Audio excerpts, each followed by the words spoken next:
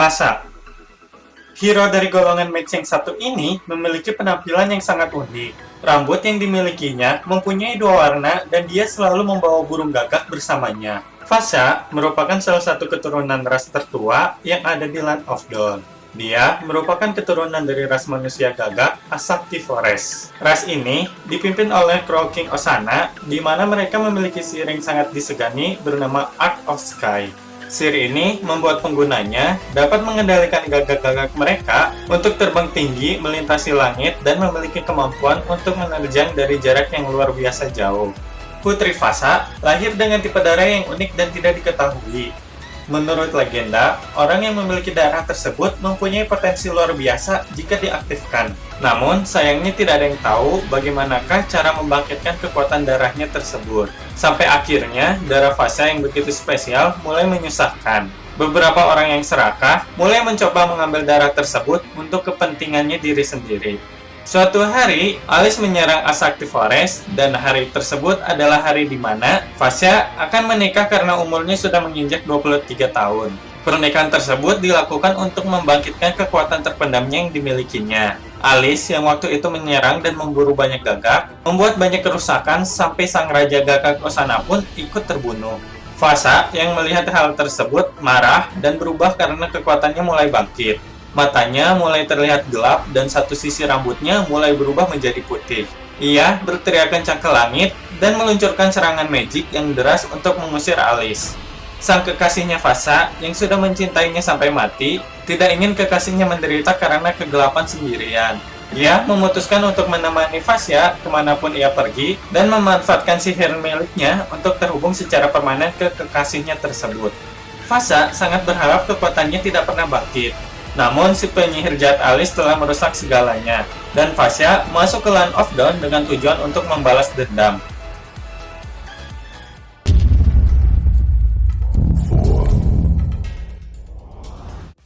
Mia.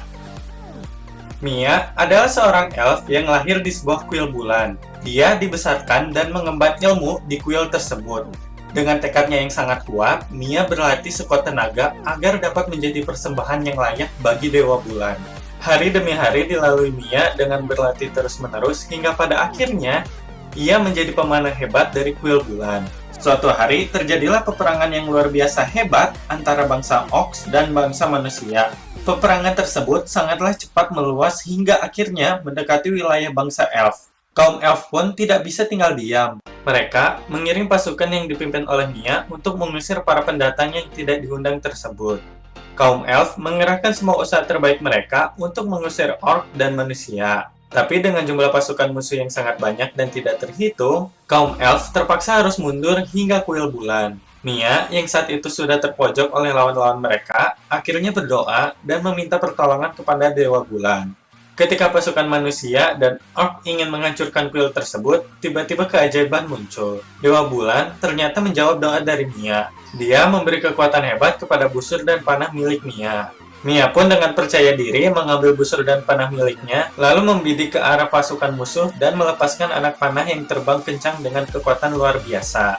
Kekuatan dari para bintang membuat panahnya berubah menjadi sosok elang yang melesat, membelah musuh, dan menghancurkan mereka. Mia menyelamatkan bangsa elf yang terjebak di kuil bulan sambil terus-menerus menghujani para musuh dengan panah bintangnya. Serangan Mia yang sangat deras layaknya hujan menimpa para orc dan manusia. Akhirnya, orc dan manusia dipaksa lari dari pertarungan tersebut. Mia dan pasukannya berhasil memukul mundur dan menyelamatkan lembah kuil bulan dari bangsa orc dan manusia yang sedang berselisih. Setelah peristiwa itu, bangsa elf menganggap Mia adalah jelmaan dari Dewi Bulan. Mia dalam hatinya berpikir bahwa peperangan ini akan kembali dan terus-menerus terjadi jika tidak menghentikannya dari akarnya. Akhirnya, Mia pun memutuskan untuk pergi berkelana ke pelosok negeri untuk mencari sesosok raja yang bisa memimpin dunia ini dan membawa kedamaian kembali.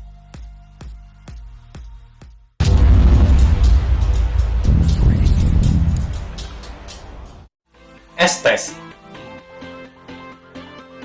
Di suatu tempat di sebelah barat kuil bulan terdapat Emerald Woodland yang sangat legendaris. Daerah tersebut merupakan tempat kelahiran dari elf generasi pertama. Setiap keturunan Raja Elf lahir di sebuah pohon kehidupan tepat di tengah Emerald Woodland. Estes merupakan Raja Elf generasi sekarang yang lahir di tengah pohon kehidupan tersebut. Dia merupakan keturunan elf asli yang mendiami kerajaan di Emerald Woodland. Estes merupakan raja yang unik karena dia dapat menyembuhkan orang dengan kekuatannya. Sayangnya, dalam sebuah perang, Estes terluka parah dan harus tertidur di pusat Emerald Woodland untuk menyembuhkan dirinya sendiri. Para Elf Moon pun kehilangan sosok pemimpin dan mereka terombang-ambing di tengah peperangan yang sangat dahsyat. Saat peperangan antara manusia dan orc yang terus berlangsung, Desa Mia yang berada di sebelah timur Emerald Woodland harus bertahan dan melindungi tanah air serta sisa elf bulan yang masih hidup. Banyak dari mereka yang tergoda oleh kekuatan darah milik Alice tersebut. Akhirnya, beberapa dari Elf Moon harus tumbang dan kerajaan Elf Moon harus dipertaruhkan. Ketika malam yang gelap diikuti hujan petir dan angin kencang, Estes, sang Raja Elf Moon, bangkit dari tidurnya dengan kekuatan baru yaitu Code of Moonlight. Dia tampak murka dengan semua keadaan yang telah terjadi. Dengan kekuatan bulan suci, Estes bersumpah untuk melindungi segenap warga dan sekutunya. Dia berjanji untuk mengusir semua kejahatan dari musuh yang berani melanggar peraturan dan membuat kehancuran di tanah kelahirannya.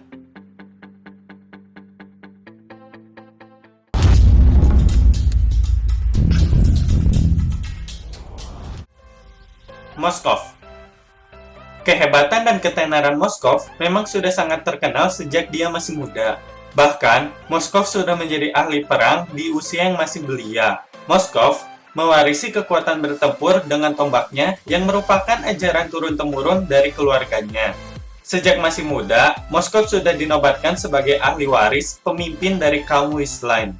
Banyak orang mencintai dan menghormati Moskov karena kemampuannya. Melihat kejayaan dari kaum Wisline membuat salah satu musuh dari kaum tersebut tidak tahan untuk tinggal diam. Khan, yang merupakan pemimpin dari Hyetala Graceland, semakin panas melihat kediaman di wilayah Wisline sangat makmur.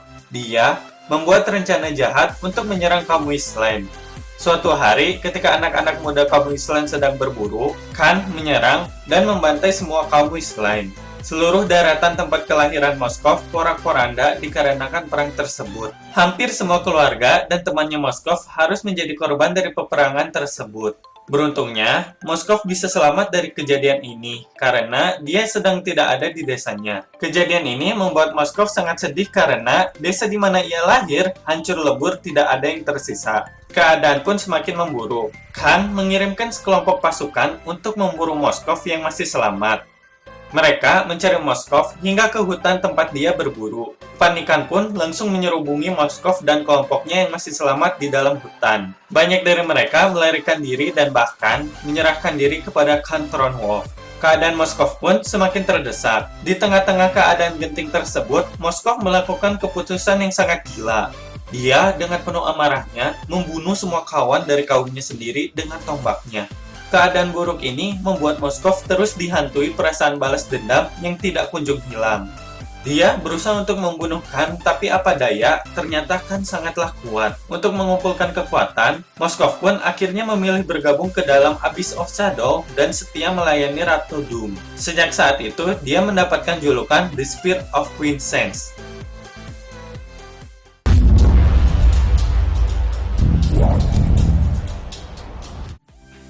Kari. Pada suatu waktu, terdapatlah sebuah kerajaan besar yang memiliki teknik bertempur yang sangat hebat. Kerajaan tersebut bernama Alagad. Di sana hidup sebuah raja yang unik bernama Yason. Yason memiliki wujud layaknya manusia biasa, namun mereka memiliki bentuk kaki yang sedikit aneh. Bisa dibilang, bentuk kaki yang dimiliki Yason itu cacat. Walaupun memiliki kekurangan seperti itu, mereka memiliki kelebihan saat bertarung. Mereka sangat tangkas dan cepat sehingga sigap saat bertempur dengan musuh. Bangsa Yason memang terlahir sebagai seorang prajurit sejati. Bangsa Yason juga dapat membuat sebuah peradaban yang sangat kuat sehingga sangat ditakuti oleh banyak bangsa lainnya. Hal itu dikarenakan bangsa Yason dapat menghancurkan peradaban lain dengan sangat mudah. Kari hidup dan besar di kerajaan tersebut. Dia sangat berbakat dan terlatih menjadi seorang petarung yang handal sejak kecil. Namun karena latihannya yang sangat berat, Kari pun kehilangan perasaannya sebagai manusia. Dia berubah menjadi mesin penghancur yang sangat berbahaya. Suatu ketika saat Kari sedang bertarung, dia meremehkan lawannya sehingga mengalami kekalahan dan terluka parah. Beruntungnya, dia diselamatkan oleh ras lain dan Kari mendapatkan pencerahan yang membuatnya dia kembali tersadar dan memiliki perasaannya kembali. Sejak kejadian itu, Kari merasakan suara-suara aneh yang timbul di benaknya. Suara tersebut mengatakan bahwa kerajaan Alagat akan musnah dan bangsa Yoson akan hilang dari peradaban. Kari tidak mempercayainya begitu saja. Dia ingin melihat langsung apakah ramalan itu benar atau tidak. Setelah dia kembali ke kampung halamannya, dia merasakan hal buruk atas ramalan yang akan menimpa Alagat. Dan pada akhirnya, dia pun percaya akan ramalan tersebut. Kari pun berusaha menyelamatkan kekaisarannya itu dan mencegah semua hal buruk yang akan terjadi. Kari memutuskan untuk datang ke Land of Dawn dan menantikan takdir baru apa yang akan menghampirinya.